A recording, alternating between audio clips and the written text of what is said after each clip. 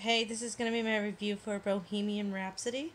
It's directed by Bryan Singer, and the only thing I really know he's done before is the X-Men series, so this is kind of a different genre for him. It's a biopic about Queen, the band Queen, and specifically mainly about Freddie Mercury, who was their lead singer.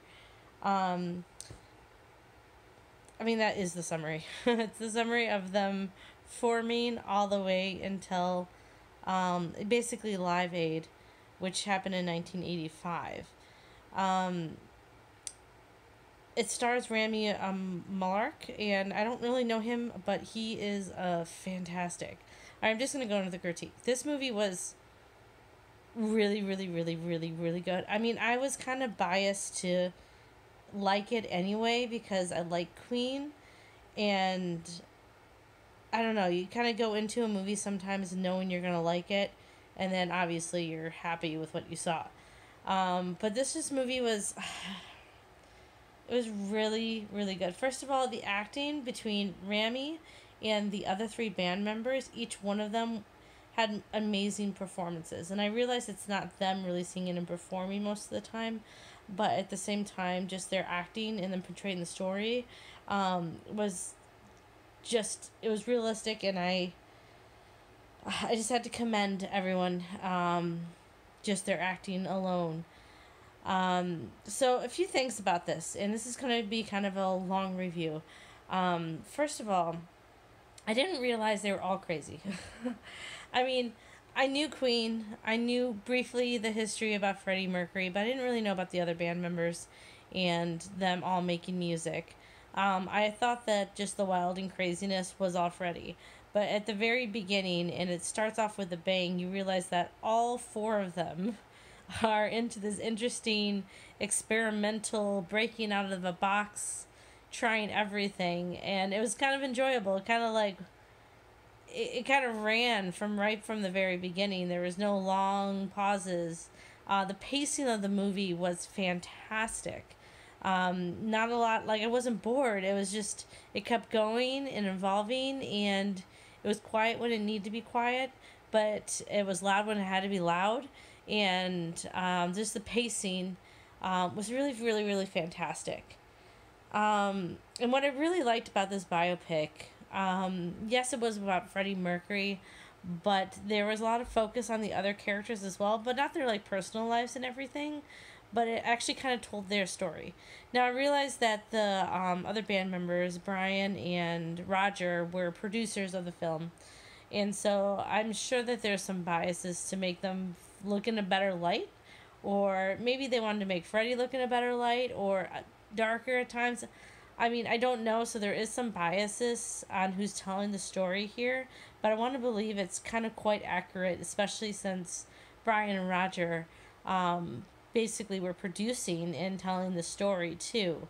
So there's that, and I really I just like them as a band, and I know that Queen was always a big band and influential to a lot of other bands. Okay, so my favorite band is the Foo Fighters, and I know that especially for Taylor Hawkins and for Dave, Queen is very influential, but I didn't realize how influential. So I saw Foo Fighters in concert, and they performed under pressure, which is Queen obviously, but I didn't realize like the callback, the hey yo, hey, like that's what Foo Fighters did, and I didn't realize that they were just doing what Queen did. Their concert style, even how Dave performs on stage, is very much like Freddie, like all over the place, running crazy, and that energy and that fun and trying to break out of the box. And there was this music video in the movie of them like cross dressing. I'm talking about Queen, and I didn't realize that like how crazy and fun that video looked, and even though it got pulled, but that's what the Foo Fighters does. Like most of their videos are silly. They're dressing up, crossing dressing like girls, and I didn't realize that. They were trying to copy Queen. I didn't realize how much they were trying to copy Queen, but in their own way, like trying to redefine rock at the same time. So it was just I didn't just realize that. And then I was watching that and I'm like, wow, this is just kind of like the Foo Fighters a little bit. So that was kind of cool. All right. On more serious note, so there was one part when they were going into Freddie's life, and he has this friend who kind of brings out the bisexual out of Freddie, and he's making side deals, and he's always trying to be where Freddie is and feed Freddie information and pull him away from the other band members and all this stuff. And I realized in the like towards the end that that friend, I forgot what his friend was, the manager guy. Like when you see the movie, you'll know exactly who I'm talking about. That Weasel character. Freddie was gaslighted. I mean, this guy would lie to his friends saying, oh, he's too busy. Freddie doesn't want to talk to you. And then he would tell Freddie, oh, no, you've been so forgetful lately. Of course I told you. I mean, those are classic signs of gaslighting. And Freddie just realized it at the end, and he was just like, I want you out of my life. I never want to see you again. Because he realized that he was being separated so far from everybody who loved him and supported him, because this one guy wanted Freddie's attention 100%, wanted Freddie, wanted to show off Freddie. He was this crazed fan almost, and he was doing everything in his power to like control Freddie. And that was hard to watch. I was just like, oh, poor guy. I mean, can you just leave him alone? And you never realize how sometimes some people who are really close to you can manipulate you like that. And I mean, Freddie had his faults, obviously, but it didn't help to have somebody like that in his life. And the last thing I want to talk about is depression. Now, when you're watching Freddie Mercury on stage, he's wild, he's crazy, he's flamboyant, and he even says that he couldn't sing a wrong note if he tried, because when you're on stage and he just soaks it up, and that's just who he is. He has to sing, he has to perform. That's who he is. And there's this scene where he's at the top and he has so much money. He has this perfect house, but the house is empty. And you just see him alone. And it's almost like you couldn't handle it. And he mentions this, and he talks about it with this friend of his, where the in-between times is where it's really hard. Where if you think about him, it was like concert, performing, party, and then concert, performing, party. But between the concerts and the parties, when it's just him alone, he couldn't deal with it. He couldn't handle it. And he talks about it. He talks about that in-between times is when the darkness starts creeping in.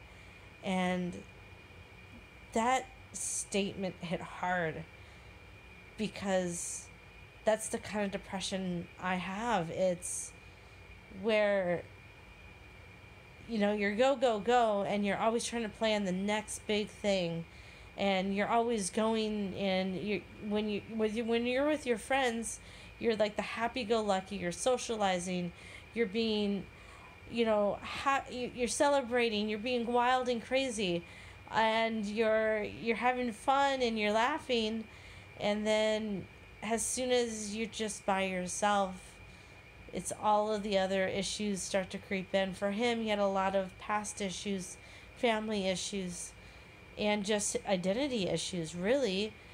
And when you're left alone and you don't have all the other stuff that you're performing to or distracting yourself with, that darkness creeps in. And sometimes you don't even know what that darkness is.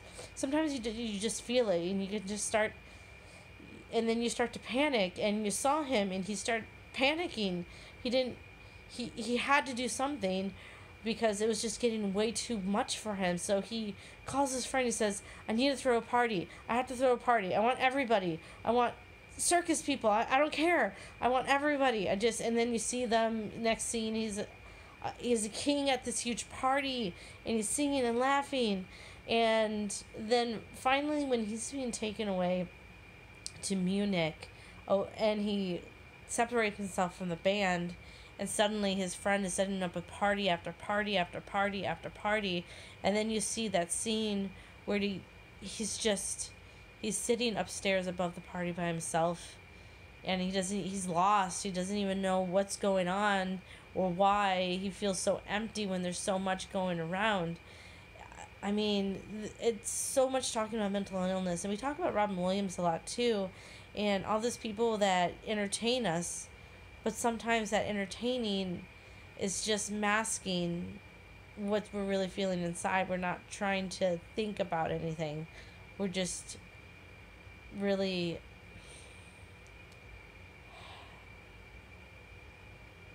we're sharing as much as we can of ourselves because we don't want to think about ourselves. And it really touches on that. And I mean, that really hit. Wow. Well, I don't want to end this on a downer. So I actually was spoiled and saw this in the IMAX, which I don't regret because the Live Aid scene in the IMAX was incredible. So good.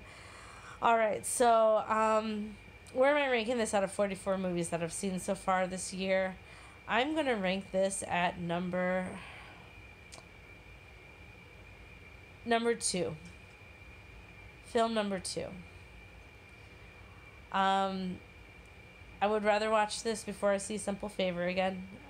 This was a lot more entertaining. It kind of feeds to, my passion of music and my love for Queen. And the story was told really, really well. Filmed well, performed well. It was such a good film. I thoroughly enjoyed it. But I have to say, if I had to pick between watching Infinity War again or Bohemian Rhapsody again, I would probably pick Infinity War. Entertain me just a little bit more. Alright, so I guess that's it. So everyone go see Bohemian Rhapsody. Really good. Alright, bye.